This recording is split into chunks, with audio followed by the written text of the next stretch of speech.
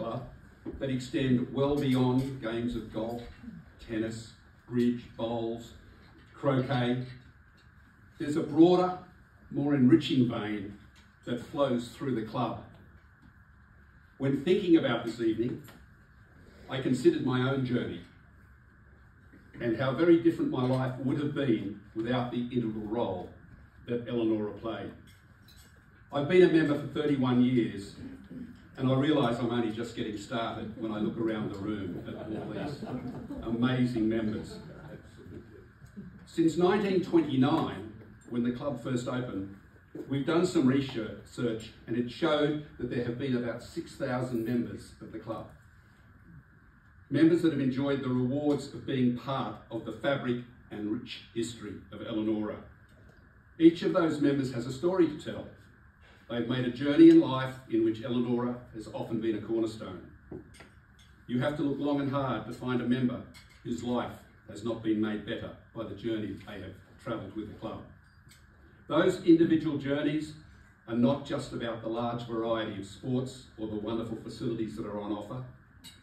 The lives of those members have been enriched and expanded in ways beyond the club, the friendships and the camaraderie that it offers.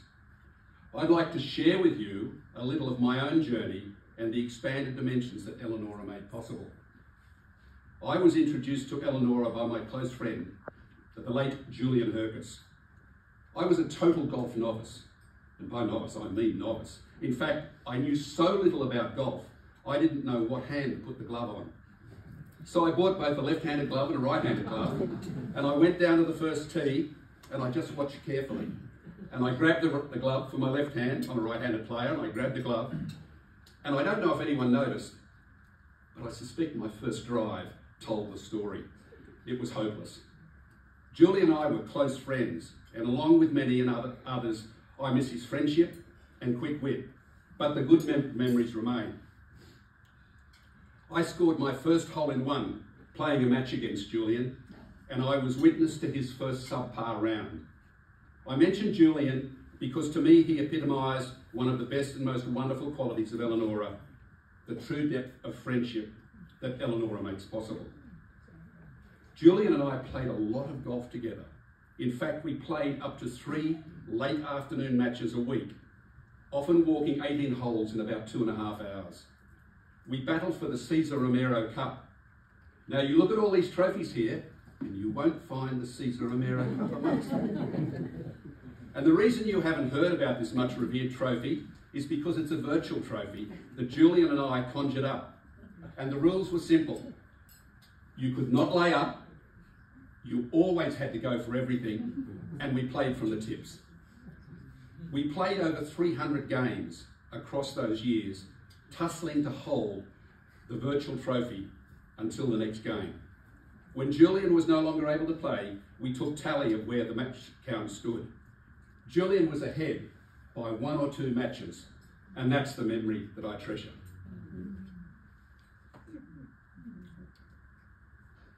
I knew this would happen. When I initially joined Elanora, we would bring our 3 young children down here for the Sunday roast, where they would enjoy the beautiful setting and the lovely food. They would dress up for the day and order pink lemonade. We would take them onto the course for a hit and a giggle, as they would say. But times change, and the club must move with the times. I look forward to the club navigating its future to a point where we have a short course that will allow us to bring our grandchildren here to help them on their golf journey. Fortunately, one critical aspect has remained consistent: the quality of the staff and their wonderful attitude to the members. It couldn't be bettered. A very important dimension of the club is the proportion of women that are members.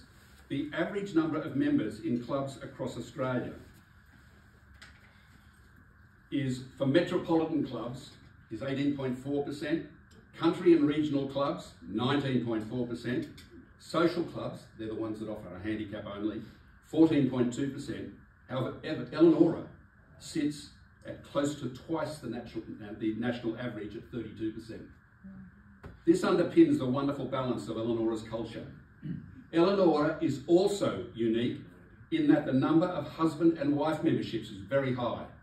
40% of the membership is made up of couples. Few, if any other golf club in Australia can boast this dynamic. It is this wonderful family nature that exemplifies what may be the most important quality of the club. There have been many funny moments in my journey with the club across the years. I'll share with you a couple of them. On one occasion, I was walking near the golf shop when I was approached by two young children asking who they should talk to about some things they'd found down in the bush. I asked staff members in the golf shop if they wanted to deal with it, but they were tied up on other matters. So I took a golf cart and drove down with the two children, and they directed me down to the 16th fairway, and from there we hopped out of the cart and climbed through dense scrub to where they had found a cave. It was only then that I discovered what they were alluding to. Inside the cave was all manner of equipment that had been removed from the course. The bounty included flag sticks with flags attached, a variety of tee markers, red stakes, traffic management hoops, and lots of course furniture, including a full-sized garden bench. See, I have no idea how the industrious thieves managed to manoeuvre the large items through the dense scrub and down the escarpment. There was so much stuff there that it took the green staff 2 days to remove it from the cave. I rewarded each of those young vigilantes who had found the loot with a block of chocolate. It was not the great train robbery, but yet another memorable experience at Elanora. As my golf journey matured, my appetite for knowledge on the rules grew. I studied and obtained my accreditations and started refereeing and teaching. Across the years, Elanora has given me the opportunity and pleasure of allowing me to conduct numerous on-course rules training sessions.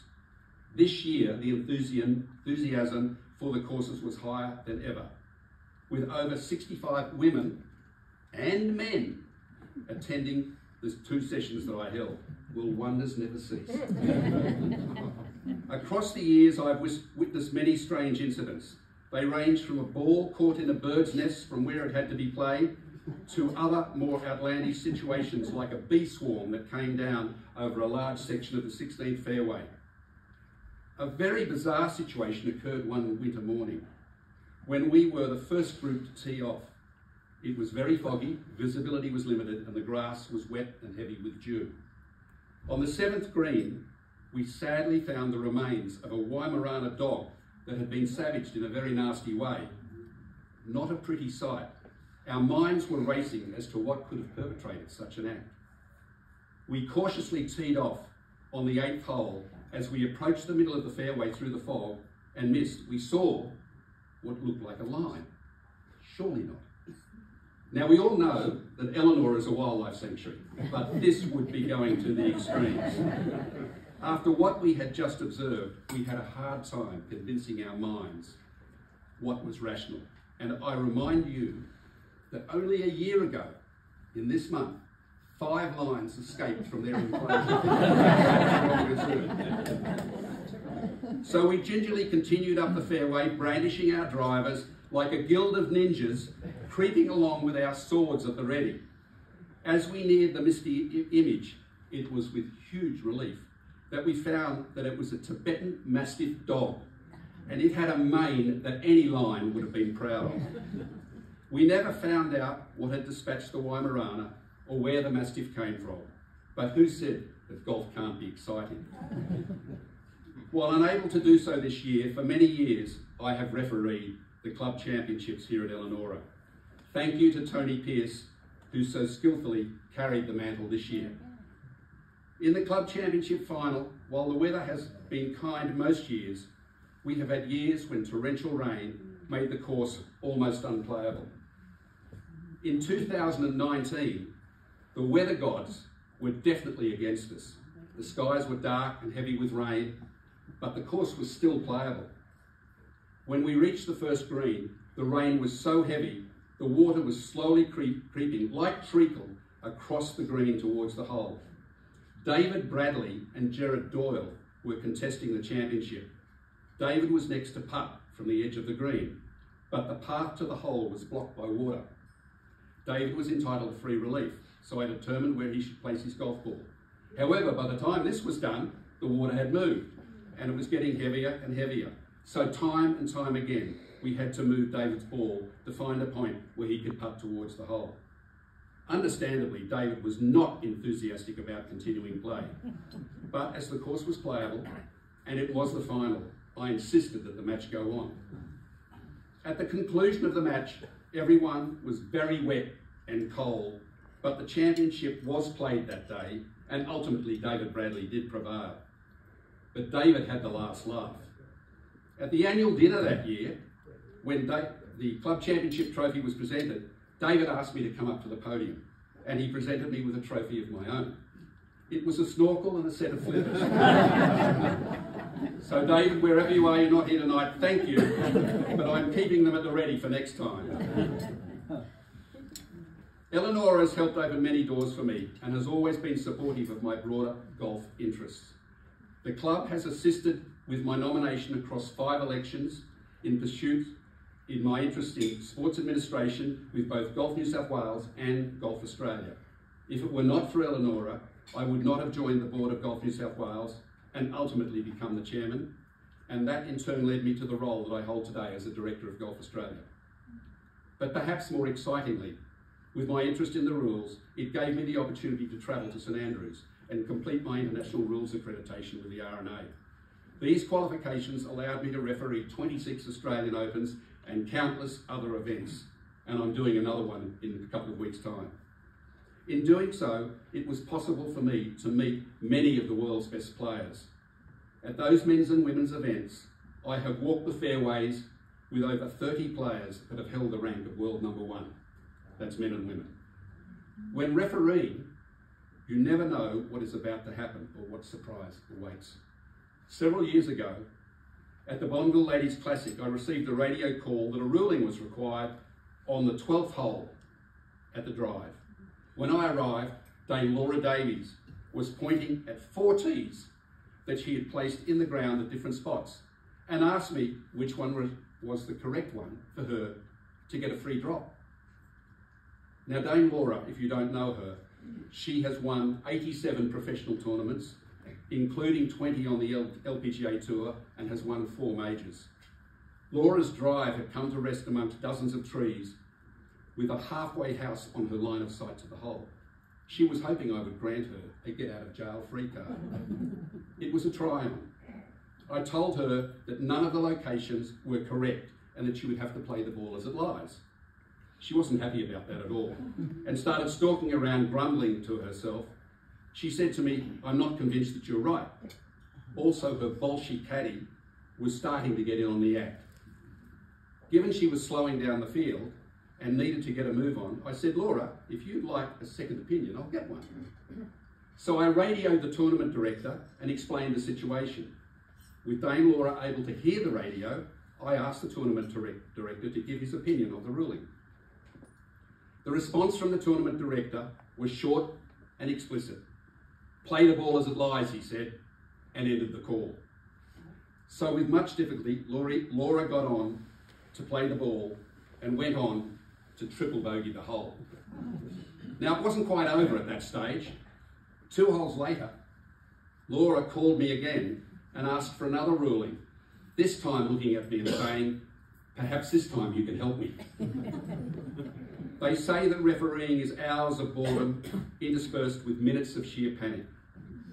At the Australian Open at Royal Sydney, I was refereeing Jeff Ogilvy when he teed off on the 4th hole and his ball struck a spectator, ricocheted and wedged in the armpit of another spectator. I'll let you ponder the resolution of that incident, which made the papers the next morning. So it strikes me that the description of refereeing is very apt. There are also many positives that have come from my experience as a referee. When the Australian Open was being played at the Lakes Golf Club, I was asked to take a dignitary inside the ropes to ensure that he had a close look at the action. The dignitary was David Hurley, at that time His Excellency, the Governor of New South Wales, and now the Governor-General. David is a keen golfer, and he accompanied me for the full round, and that began a friendship. Following that event, each time David attended the tournament, he would ask to join me inside the ropes. However, David's close protection detail added a whole new dynamic to managing that sort of environment. His close protection detail consisted of 2 armed plainclothes officers who needed to be close at all times. They wanted to remain outside the ropes, but they also wanted to move along as best they could and be near to us. It became a challenge when they got isolated from their charge and started to get rather anxious about getting nearer to him again. But being the very down-to-earth person that he is, David was never fussed. He would even muck in and help with the ball search when required. I asked David if he would care to join me to play at Elanora, an invitation he eagerly accepted. He arrived in his personal car and without his CP detail. For security reasons, Kathy was the only other person who knew that the governor was visiting the course. Not surprisingly, David enjoyed his game immensely, frequently commenting on the beauty of Elanora and its tranquil surroundings. Now, if you ask me how he played, I'm afraid I can't tell you. It's a state secret, and I'm bound by the Official Secrets Act. Elanora has profoundly affected the roadmap of my life. The club has enabled opportunities and friendships that have given myself and my wife Jenny the chance to travel to some of the most beautiful places in the world. We have numerous golfing friends with which we have shared countless laughs and wonderful moments. You may not be aware that golfers in Australia walk 280 million kilometres a year, and on average, and this is the good news, live 5 years longer than non-golfers. I suggest that each of you have had your lives enhanced by Elanora in ways you may not often contemplate, ways that extend beyond the immediate sporting and social activities of the club. So thank you to Elanora for enriching all our lives. Ladies and gentlemen, there are 1,302 golf clubs in Australia. 374 of those are in New South Wales. How blessed are we to belong to the very best one. Can you please be upstanding and join me in toasting Elanora? To Elanora, our home by the sea. Elanora, our home by the sea.